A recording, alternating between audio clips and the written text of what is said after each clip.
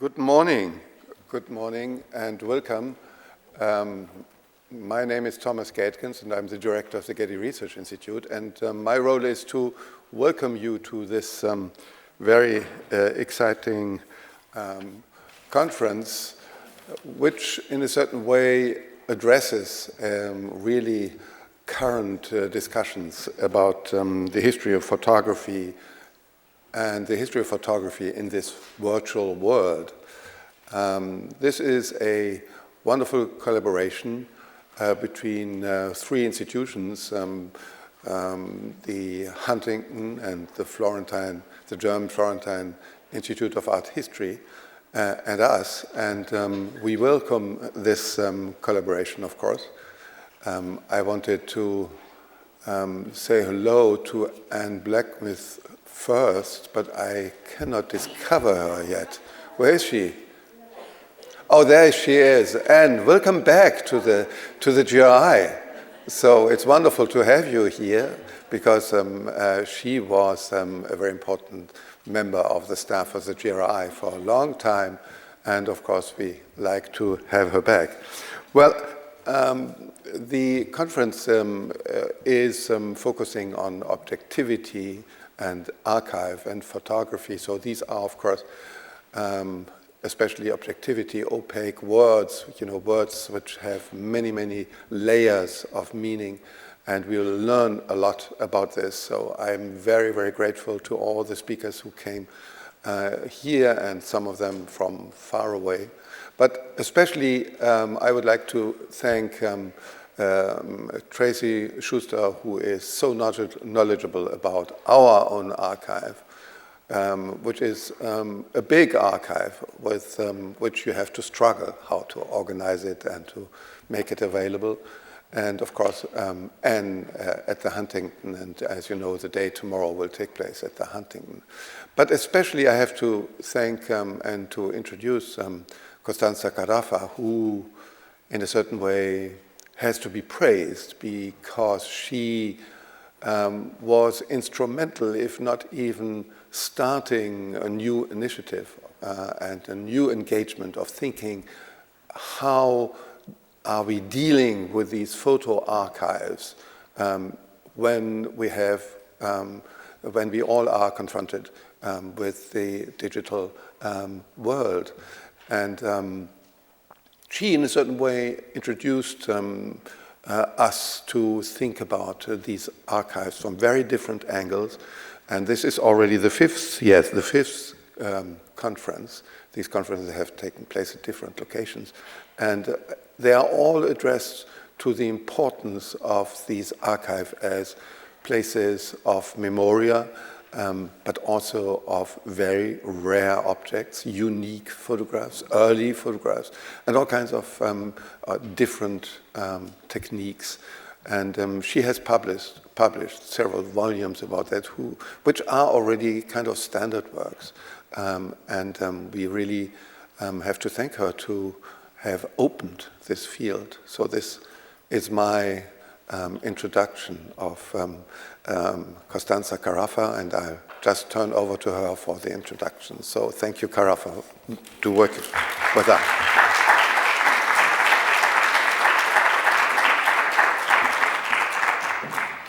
Thank you, Thomas, for this so kind introduction. Welcome to everybody. And we have a very full program, so I start with my own introduction. I think it must be that one, yeah. Photography, through those same properties whereby it cannot be regarded as an art in its relation to nature, alone can provide a complete guarantee of fidelity in the reproduction of existing works of art. End of quote. This affirmation of Rudolf Weigel, Leipzig-based print dealer dating to 1865, is one of the many that ever since the late 1830s have accompanied the establishment of photography as the main medium for the documentation of works of art and as the primary tool for art historians. This faith in the presumed truthfulness and objectivity of photography has long persisted and was renewed in the digital era. It has fostered the conviction that photographic reproductions could be used as evidence for a kind of art history that tried to develop scientific methods of research based on positivistic criteria. Furthermore, it lies at the very basis of the creation of photographic collections and archives, such as those of the Photothèque in Florence, the Getty Research Institute, and the Huntington. But precisely, what is documented in a documentary photograph? What do we really see in a photograph? Perhaps some of you will have realized that one of the reproductions of Vermeer's The Music Lesson you are seeing in this slide, actually you are seeing digital reproductions of the reproductions, presents something odd. In fact, it's not a reproduction of the painting by the Dutch master, but a photograph taken by the Japanese New York-based artist Hiroshi Sugimoto at the Gallery of Madame Tussauds in Amsterdam in 1999. It reproduces not the painting itself, but a waxwork replica of it. The Music Lesson is not the only picture by Vermeer to have inspired variations on the theme of the relation between a realistic painting, photography, and other media. But Sugimoto's work explores paradoxes and conventions of photographic representation in a particular explicit way. The choice of his subject, Vermeer's picture, is significant because it is linked to the hypothesis that it was painted with the help of a camera obscura. The reference is to the analogy between the eye and the camera obscura, postulated by Kepler and experimentally demonstrated by Descartes. For centuries, the foundation of Western theories on perception and origin of the analogy between the eye and the camera, the photographic camera. Different forms of temporality and authoriality are at work here. Thus, on closer inspection, we find that the artist's easel, reflected in the mirror that hangs on the wall above the keyboard instrument in Vermeer's painting, has been replaced by a camera tripod. It's as if the photographer himself, Sugimoto, had been the witness, alongside the painter, of the scene portrayed by Vermeer in the 17th century. Sugimoto plays with various forms of reproduction. The wax model reproduces in 3 dimensions the scene painted by Vermeer and restores it to its country of origin in the Waxworks Museum in Amsterdam. The photograph reproduces the wax model, but can or wishes to be confounded with a reproduction of the painting, which has been in the Royal Collections in London since 1762. What Roland Barthes called the "that has been" and the overwork idea of the indexicality of photography are placed in question throughout the photographic oeuvre of Hiroshi Sugimoto. Let me quote the words in which the artist describes the birth of his series of dioramas. And I quote, "When I first arrived in New York in 1974, I visited many of the city's tourist sites, one of which was the American Museum of Natural History. I made a curious discovery while looking at the exhibition of animal dioramas. The stuffed animals, positioned before painted backdrops, looked utterly fake. Yet, by taking a quick peek with one eye closed, all perspective vanished, and suddenly they looked very real. I had found a way to see the world as a camera does. However fake the subject, once photographed, it's as good as real." End of quote. By omitting the museum setting of the dioramas, Sugimoto produces the illusion that the animals were photographed in their natural environment. Apparently caught in the instantaneous moment of the snapshot, when the snapshot was taken, the animals are in reality forced to remain in their immovable pose to the end of time. In an article published in the magazine Wired in January 2015, Alyssa Koppelman comments with involuntary irony. "Eerie yet gorgeous scenes make taxidermy spring to life." Here too, however, we need to entrust ourselves to the captions. The two photographs in the bottom right are the work not of Sugimoto, but of the New York-based artist Francesco Fragomeni, who derived inspiration from Sugimoto for his series Wildlife 4. My emphasis here on the importance of captions also reminds us of the relation between photographic image and text, another important component of the debate on the presumed objectivity of photography, which by itself would not be able to express all its truth unless it were accompanied by an explicit text. And the implications of verbal systems of classification of photographic documents have drawn the attention of Joan Schwartz, among others. Fragomeni is an expert on historical photographic techniques. He's accustomed to manipulate those chemical and mechanical procedures on which the positivistic idea of photographs as images produced by a machine, and hence neutral, was based.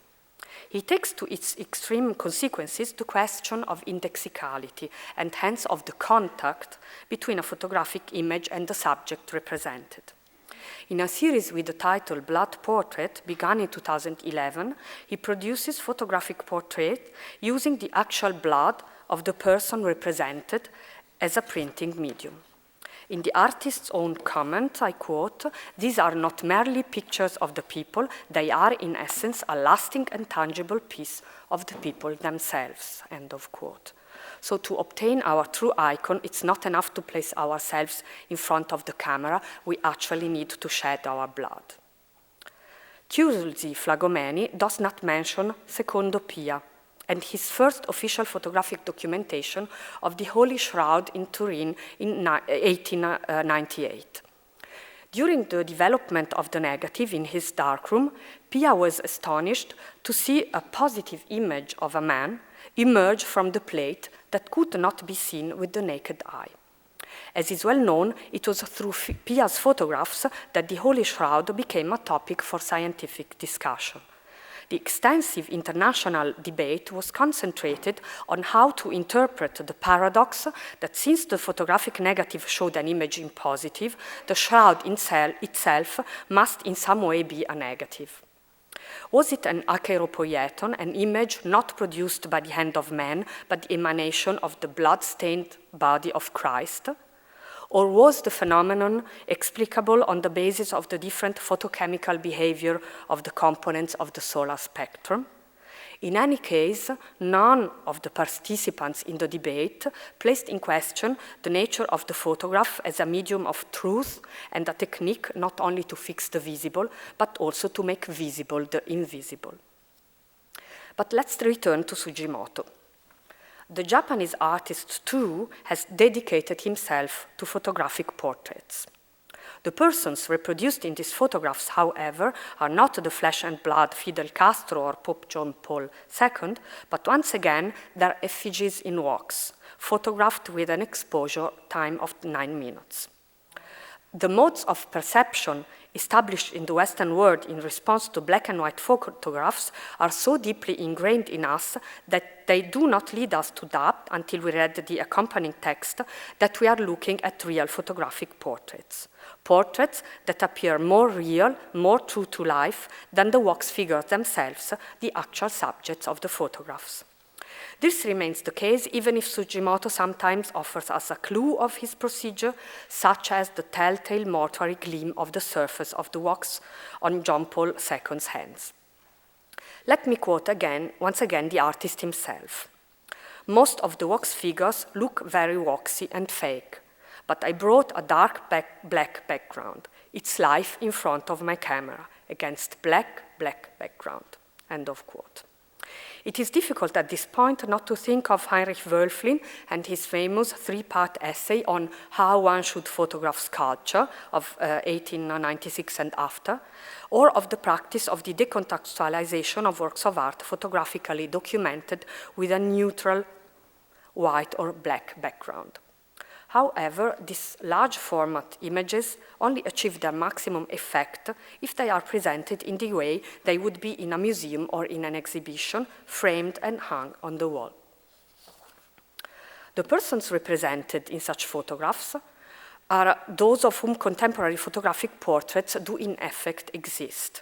portraits that were used as the basis for the realization of wax statues. But in other cases, the alienating effect is even more pronounced. At first sight, we recognize the persons represented thanks to our iconographic memory, such as Henry VIII of the famous portrait of Holbein. In this connection, Sugimoto has described himself as the first photographer of the 16th century, and we are tempted to believe him. But immediately after, we realize the absurdity of his claim. Holbein's painting is obviously the model on which the wax model was produced. The association of photography, and especially black and white photographs, with the neutral registration of reality is revealed for what it is, an illusion. Also, for the music lesson, a black and white version exists. It emphasizes the fictitious documentary character of Sugimoto's photograph.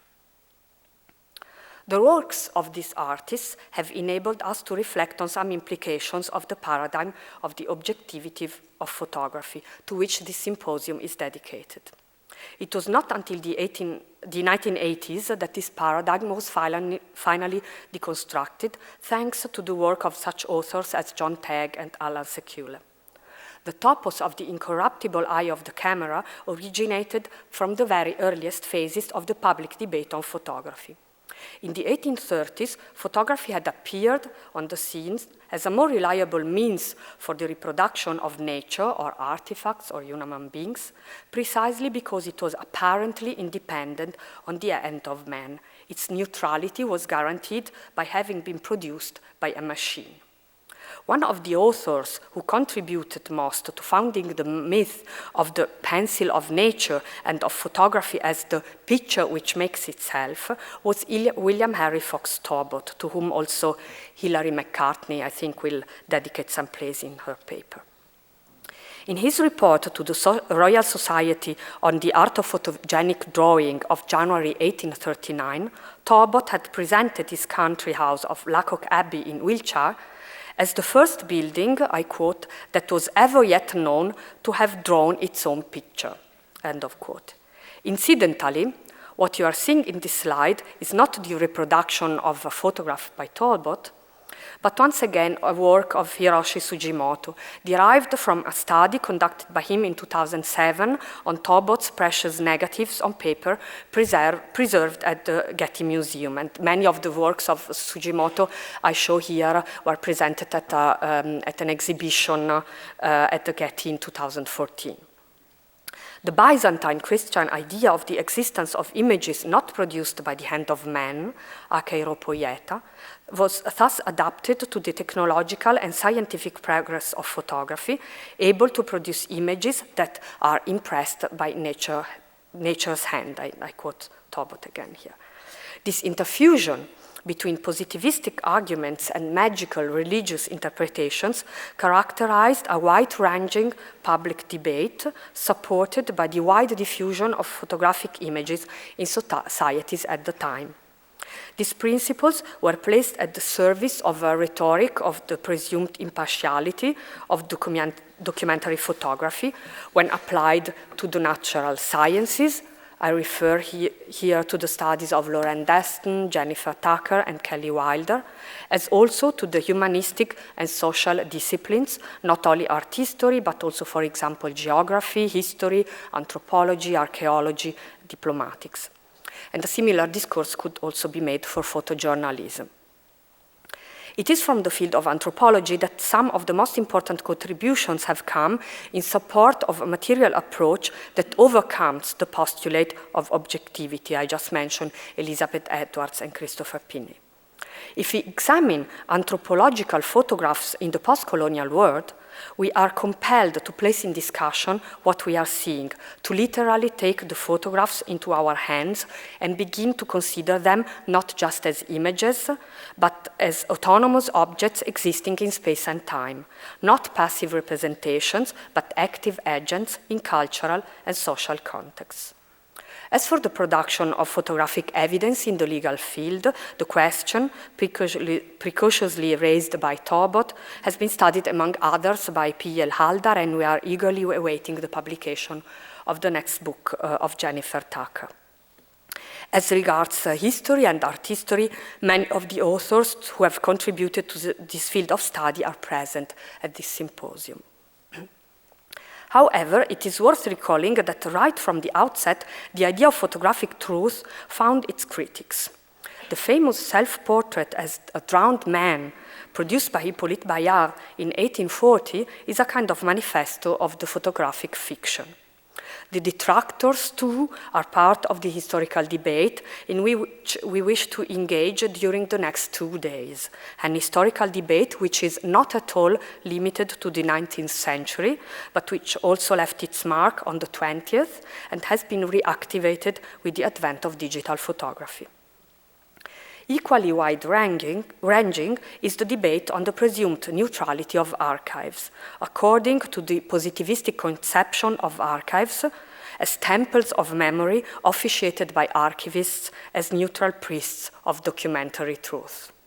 It was Terry Cook, among others, and in particular, as regards photographic archives, Joan Schwartz, who have revolutionized this field of studies, insisting on the agency of archivists and other players who, with their actions of selection, classification, cataloging, and so on, concur in an archive not so much to the conservation as to the creation of documents.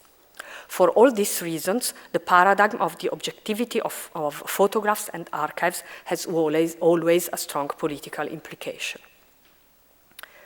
These are also the premises of the Photo Archives Initiative, an open-ended series of international conferences on the interaction between photo archives, photographic records, and academic disciplines. Previous conferences have addressed issues relating to the photographic memory of art history in London and Florence 2009, Hidden Archives, New York 2011, The Idea of Nation, Florence 2011. 2 volumes of proceedings were published. The Symposium on the Paradigm of Objectivity is the 5th in the series, and if all goes well, will be followed in 2017 by a new meeting we are organizing at Oxford, together with Geraldine Johnson and Deborah Schultz, on the place of photography. In 2009, this field of studies was still fairly new. In the meantime, contributions and initiatives have proliferated, but a lot still remains to be done, and we hope for further events in the near future. Let me conclude with some brief remarks on the organization. After a first day here at the GRI, the second day will be held at the Huntington. Each of the 25-minute-long interventions will be followed by a brief Q&A, while a panel discussion is planned at the end of each session. The titles of the sessions help to articulate our program, but should not be understood as closed boxes. We expect a lively interdisciplinary debate. This is all the more crucial today in the post-digital age, which makes it possible and necessary to apply analytical and historical methods also to the so-called new media. It only remains for me to thank the institutions that are hosting our symposium and many persons who have worked so tirelessly to organize it. Among the many, Rebecca Peabody and Sue Kang. I wish also to thank the moderators who have agreed to help us to coordinate the discussion and the public present, among whom the GRI fellows of the program on materiality, as well as my colleagues of the Photo Objects project in Berlin and Florence. But every conference is made up especially of its speakers, and it is to them, also on behalf of Tracy Schuster and Anne Blacksmith, that I wish to express my deep gratitude. Thank you.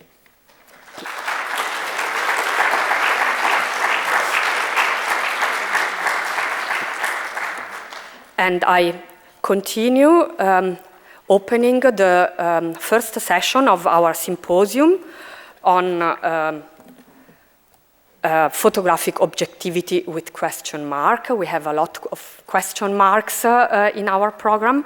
And I'm very, very pleased to introduce to you Joan Schwartz. She's professor for the history of photography and visual culture and head of the Department of Art History and Art Conservation at Queen's University in Kingston. From 1977 to 2003, she was a specialist in photography acquisition and research at the National Archives of Canada in Ottawa, and she combines in her biography the experience of everyday archival life and activities with the academic experience and point of view. And this is, I think, a very productive combination for our topic.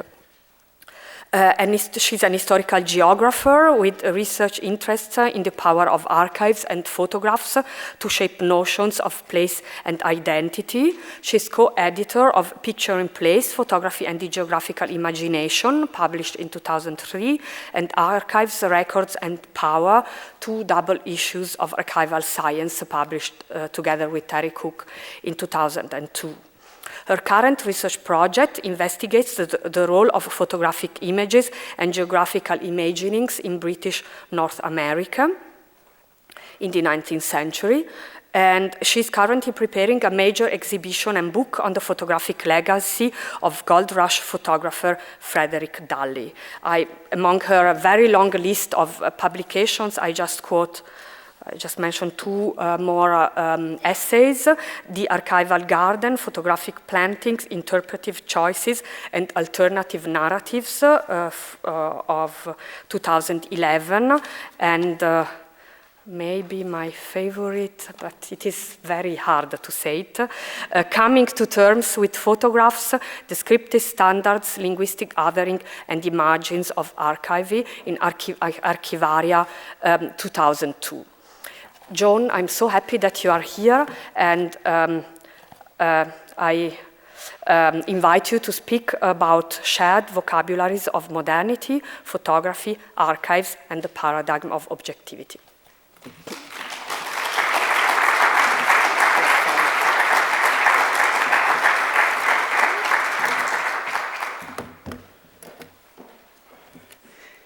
Thank you, Costanza. I'm delighted to be here and very pleased to be part of this wonderful lineup of speakers in this, the 5th in the series on photo archives. And I'm sure I speak on behalf of all of us when I offer sincere thanks to the Getty Research Institute, the Huntington Library, and the Kunsthistorische Institute for making this event possible.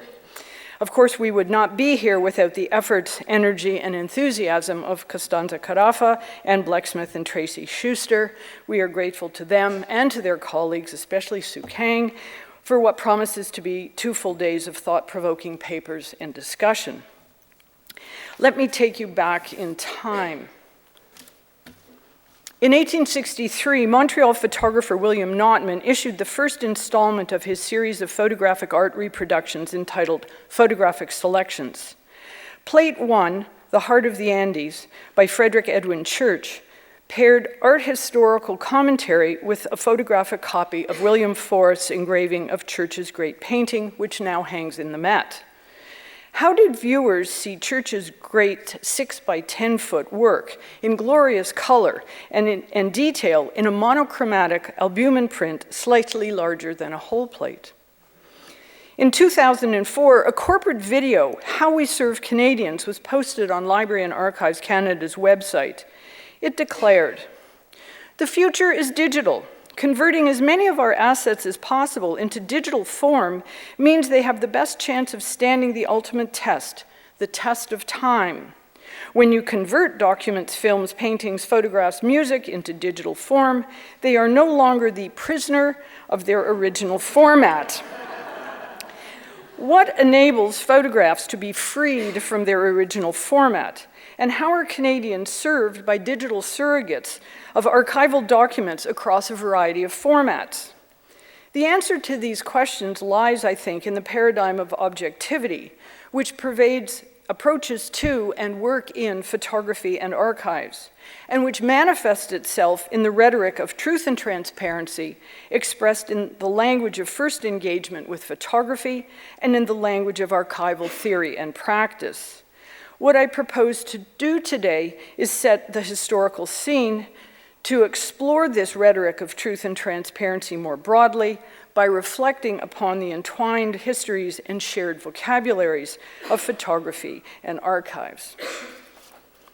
And now you just get to look at me for the rest of the time. That's not a mistake. Okay, so now imagine. You can close your eyes, but don't go to sleep. Now imagine, it is the summer of 1839. On the 15th of June, France's Minister of the Interior, Comte du Châtel, appears before the Chamber of Deputies to introduce a bill to grant Louis-Jacques Mandé Daguerre a lifetime annuity as compensation for surrendering the details of his process. The bill passes in the lower house on the 9th of July and in the Chamber of Peers 3 weeks later. In the published proceedings of this legislative process, we find the intellectual expectations for the photographic era. On the 8th of August, 1839, just a week after the bill to grant Daguerre's annuity receives final approval, the same Minister of State issues a preliminary circulaire which divides the departmental archives into historical documents before 1789 and administrative documents, those after 1789. 2 years later, du Châtel will follow up with another circulaire codifying the rules of archival order and classification. The modern era of archival theory and practice can be traced to this new organizational framework for French archives. If, as Ursula Franklin, writing on the world of technology, Jonathan Crary, writing on vision and modernity, and Terry Cook, writing archival history, have observed, the development of principles, practices, and technologies reflects the tenor of the times. Then, is it merely a coincidence that these seminal events in the history of photography and the history of archives took place in Paris at roughly the same time? Is it simply by chance that the announcements of both the bill to grant Daguerre his lifetime annuity and the instructions for classification in archives were the responsibility of the same government official? Is it purely happenstance that both photographic practices and archival practices rested upon comparable expectations of truth, reliability, and objectivity? I think not. This concatenation of events points to shared paradigmatic origins which shaped understandings of photography and archives and their function in society. The advent of photography and adoption of new archival principles fit well within the tradition of Enlightenment encyclopedists, seeking order in an increasingly complex world. New museums of human history were gaining popularity at the same time that national archives were beginning to flourish in the metropolitan capitals of Europe. The digital age dilemma of information overload had its equivalents in the 19th century. Photography and archives offered ways to make sense of a burgeoning, knowledge-based society. Through the capture, containment, and ordering of facts, they held out the promise of comprehensive knowledge and the illusion of control. Their roots in the paradigm of objectivity are evident in their shared vocabularies of modernity. As evidence, photographs and archives were presumed to be accurate, reliable, authentic, neutral, and unmediated. They both trafficked in permanence. Photography fixed a moment in time, fixed the image of the camera obscura, fixed the chemical development of the exposed plate. Archives also fixed a moment in time, fixed the actions and transactions of state and church, corporate and private interests, fixed recorded information in its administrative, legal, and fiscal contexts. Photographs and archives also shared metaphors of mirror and memory. At a time when a mirror image signified a realistic, unmediated representation, the daguerreotype was dubbed the mirror with a memory, and the photographic image became a device of memory. Archives have long been subject of the same metaphors. The National Archives of Canada, for example, has been variously described as a mirror of Canada past and the memory of the nation. In the last 2+ decades, however, the growing literature on the nature and locus of memory has undermined any single stable notion of the past, and mirrors, it must be admitted, have long been associated with magic, illusion, and sleight of hand. Photography and archives fit well into the prevailing enthusiasm for collecting and classification, nurtured by Cuvier in zoology, Linnaeus in botany, Berzelius in chemistry, and Lyell in geology. But the specimens in the natural sciences had equivalents in artifacts, documents, and images, collected, labeled, and classified in pursuit of historical understanding. Lenoir's Museum of Architectural Fragments had its counterpart in the architectural photography of the Mission Héliographique, both conceived as vehicles for preserving and shaping collective memory and national identity in post-revolutionary France. At the heart of 19th century knowledge production was the fact, and both archives and photographs were valued as repositories of fact. Both claimed authority by masquerading as natural. In his 1841 circulaire, Duchatel warned that in the classification of archives, one must, above all, seek to arrange them in an order drawn not from the times, but from the very nature of the documents and the actual sequence of affairs. Archives were considered natural byproducts of the administrative, legal, and fiscal processes of the agency which created them. This idea found parallel expression in photography as a chemical and physical process by which nature reproduced herself. Talbot, of course, talked about the pencil of nature. Henry David Thoreau talked about nature's amanuensis. Thus, in both photography and archives, the relationship between image and reality, document and event, was preserved intact and unmediated and presented as natural and organic. The prevailing enthusiasm for collecting facts was easily transferred to facts in photographic form. They were compact, light, and mobile, accurate, unmediated, and trustworthy. Lady Eastlake championed photographs as records of simple truth and precision, declaring them facts of the age and of the hour. In 1857, she declared, "Photography is made for the present age, in which the desire for art resides in a small minority, but the craving, or rather necessity, for cheap, prompt, and correct facts in the public at large. Photography is the purveyor of such knowledge to the world. She is the sworn witness of everything presented to her view. What are her erring records or unerring records in the service of mechanics, engineering, geology, and natural history, but facts of the most sterling and stubborn kind?" For Eastlake, the business of every photograph was to give evidence of fact as minutely and impartially as only an unreasoning machine can give. As visual facts, photographs took their place in the great Victorian quest for comprehensive knowledge.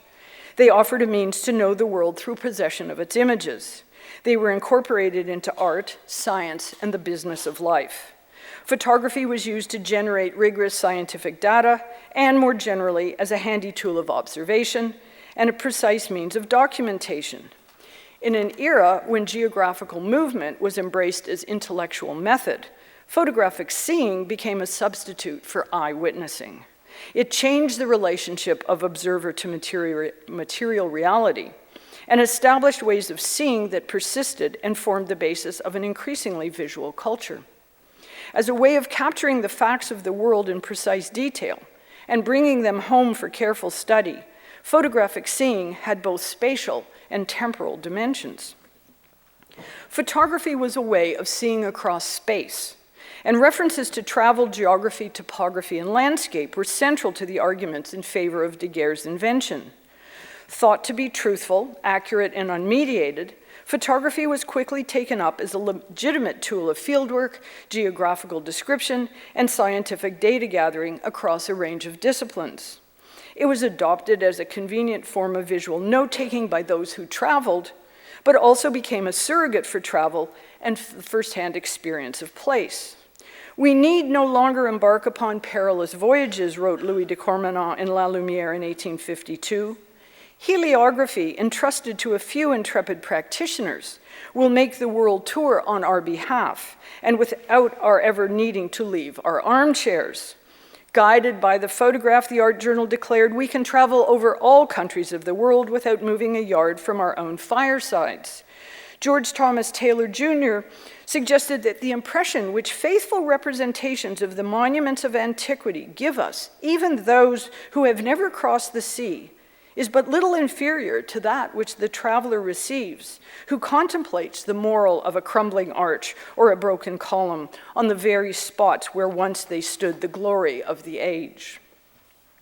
Reverend Reed, addressing a meeting of the Manchester Photographic Society in 1856, even claimed that by careful study of a series of photographs, one could learn almost as much of a country in its general features and actual state as by residence, and much more than by hasty travel.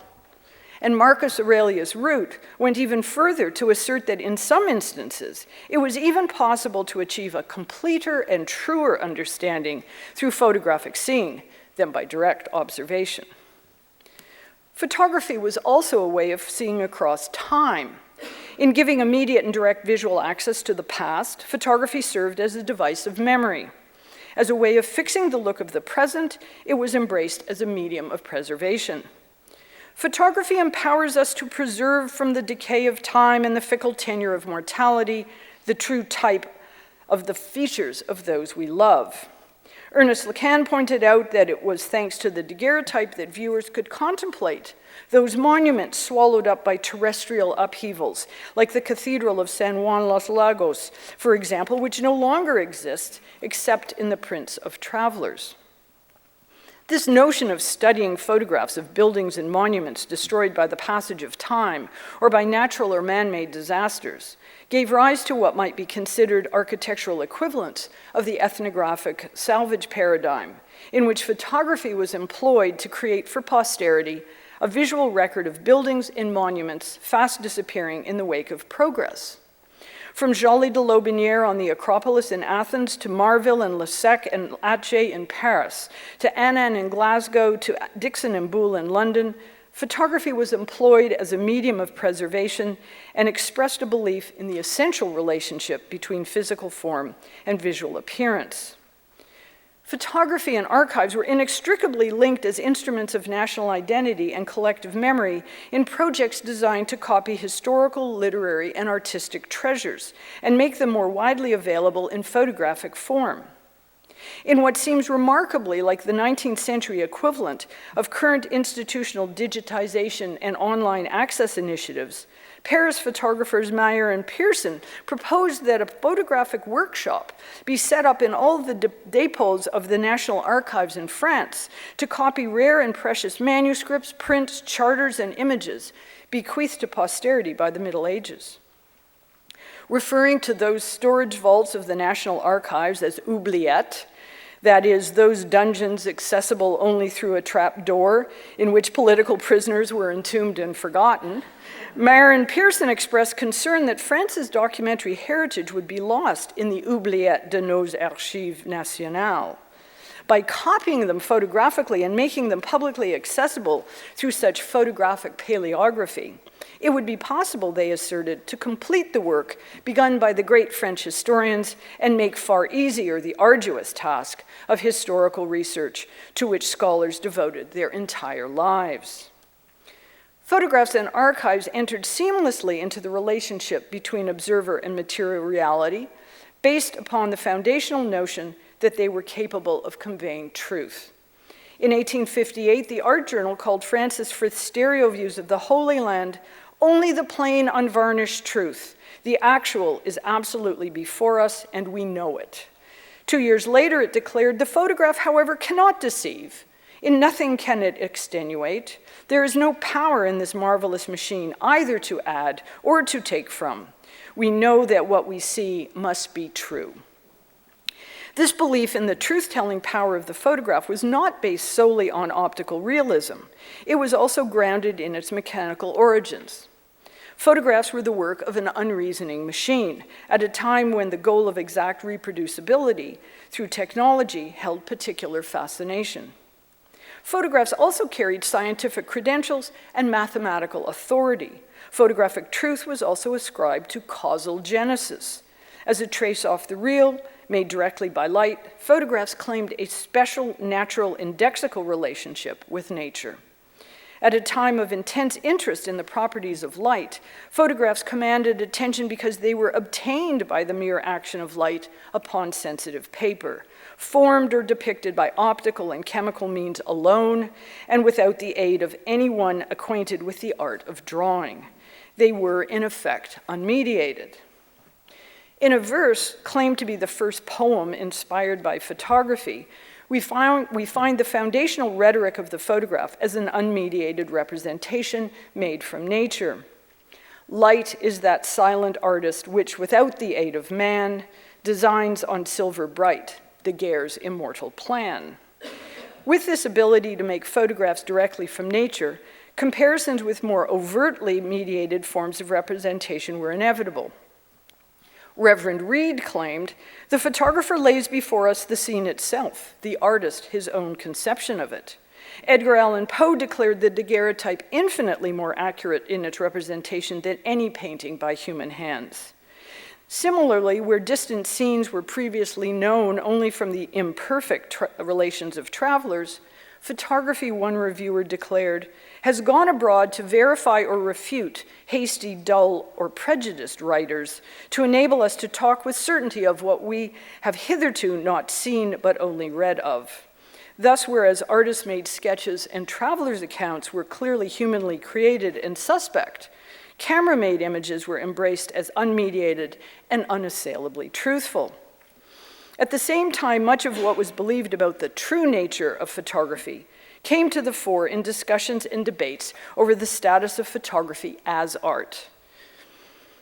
After reading early critical writing on photography, I like to think that if Elizabeth Barrett Browning and Lady Eastlake sat down to tea, they would have likely agreed that the photographic portrait was a site where the subjectivity of the viewer met the objectivity of the image.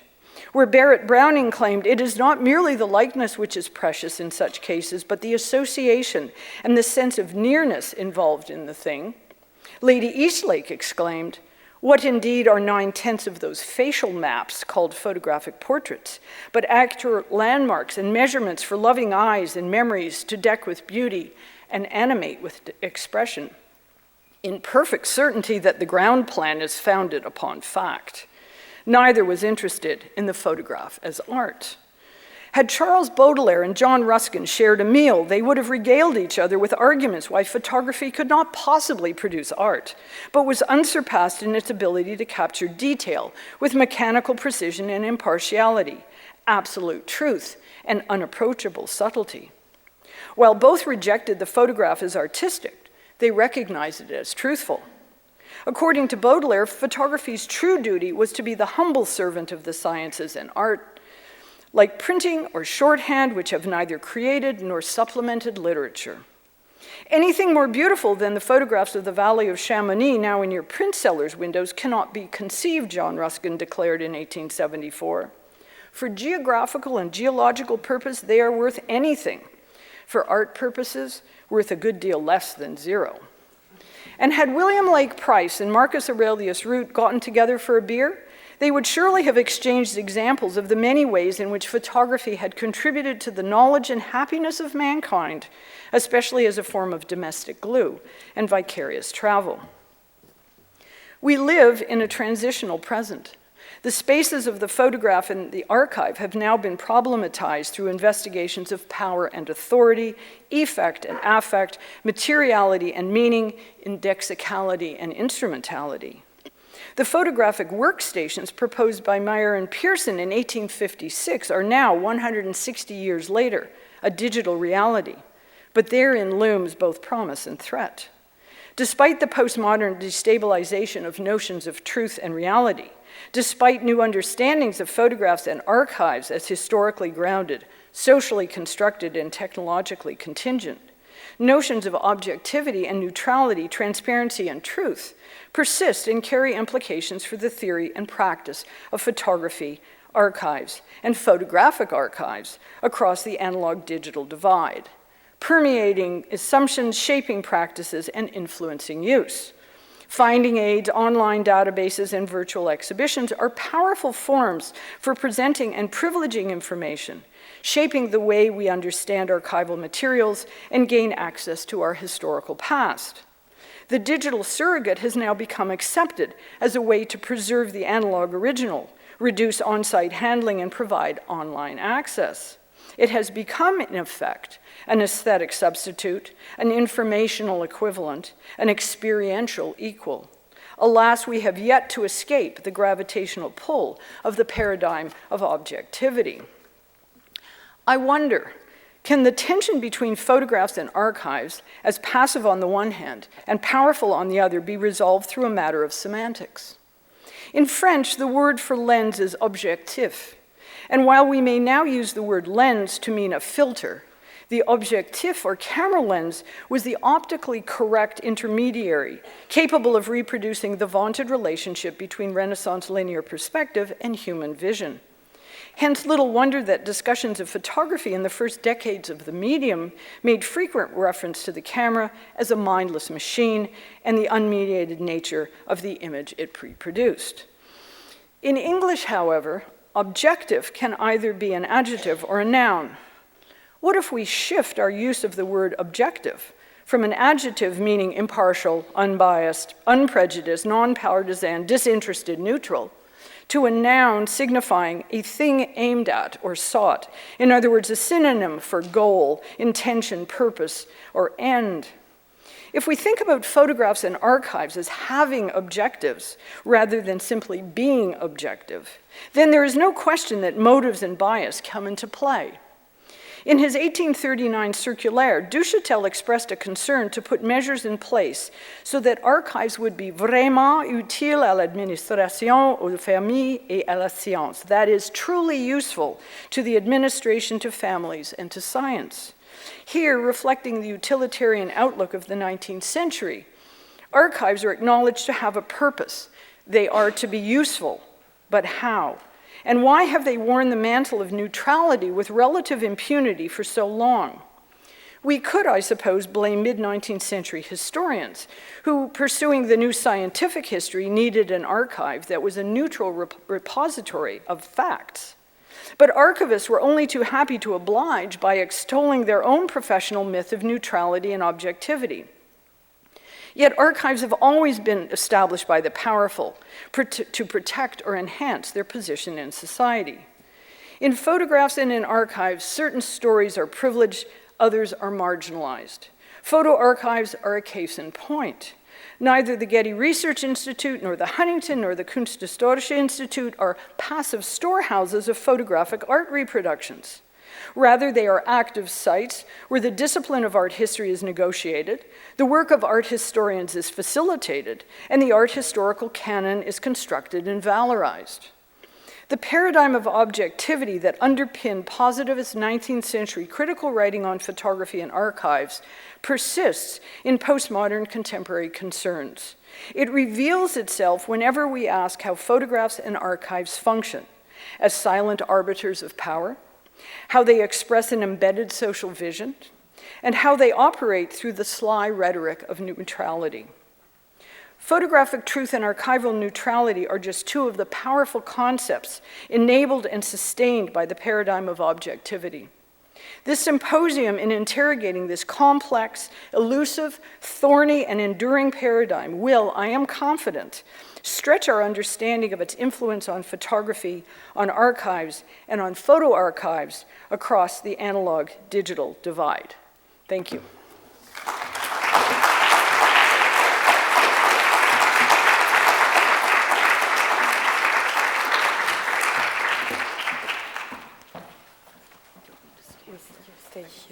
Thank you so much, Joan. We have a couple of minutes for Q&A.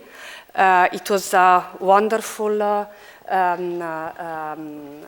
inaugurating keynote that showed how the paradigm of objectivity was rooted in societies in the 19th century, but maybe the most important part is to show how it is rooted nowadays, and the language about objectivity is even after the postmodern deconstruction of photographic objectivity, still very rooted in discourses about digital media. I will tell you that as a photographer, I find the use of objective to be nothing less than a joke, because the perspective of the photographer is rooted in every element of the photograph, from the type of camera that's used to the way it's been processed. I can't understand how you could even use the word objective in relation to a photographic image. And it certainly is not a reproduction, because a photographic image is a two-dimensional representation of an object that is three-dimensional and doesn't consider time or its context. So I'm kind of baffled at this whole conference. Clearly, you were not born in the 19th century. I have really nothing to add to that. You're right, except that the way in which photographs are used now, the way in which institutional discourse treats them, there is still evidence that we assume that they are reproductions and not translations.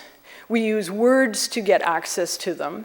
We assume that a 10-foot by 6-foot beautiful color oil painting can be represented on a 5x7 file card, and somehow we will see it. So there's no question. I mean, I think we've all probably written about the way in which the act of taking a photograph is a powerful act of translation.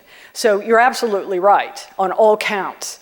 But it doesn't negate, I think, the fact that in the 19th century, that was not the general belief, and that ways of seeing and ways of using photographs for scientific or personal reasons still are riven through with this idea of objectivity. Even to the point that the language we use now, I mean, I don't usually say, this is a photograph of my dog. I say, this is my dog. I mean, we make equivalents, and yet we know that that is a photograph. We know that an albumin print of a large oil painting is very much a translation in time, in space, in color, in texture, dimensions, I mean, everything about it. And the fact that there's a difference between seeing and experiencing. Stand in front of the heart of the Andes in the Lehman wing in the Met, and you're just mesmerized. And that's what really fascinates me about people in 1863 seeing an albumin print from a black and white engraving from this great painting, and yet the text and the idea that they were seeing the painting is there. And so you're absolutely right, but too bad. We're here. One more question?